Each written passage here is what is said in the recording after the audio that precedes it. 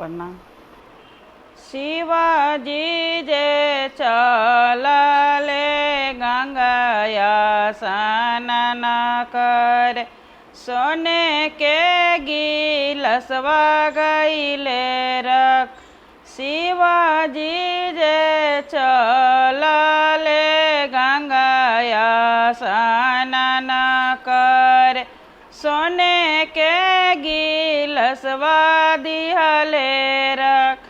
इहो गिलसवा गौरा नैहर जनी भेजिहा हो, तोहर नैहर बारे गरीब।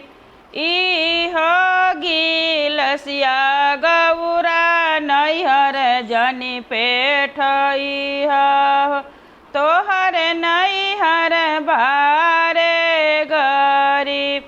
एतना बचन जब सुनेली गौरा दे, ठोकी दिहली बजर केवन। एतना बचन जब सुनेली गौरा दे, ठोकी दिहली बजर केवन। गंगा नहाई शिव घर के लबटल हो, ठोकल बारे बजर केवन। ठोकल बारे बजर केवन। खोला खोला ए गौरा बजर केवरिया हो, तोहर नैहर बारे घन सेठ।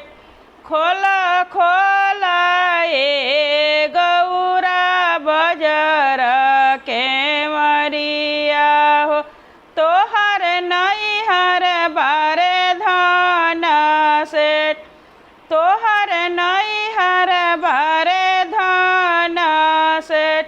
शिवाजी जे चलले गंगाया स्नान करे, सोने के गिलसवा दिहले रख। सोने के गिलसवा दिहले रख।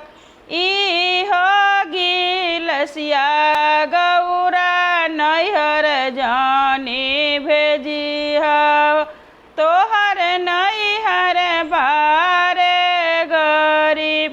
तोहर नैहर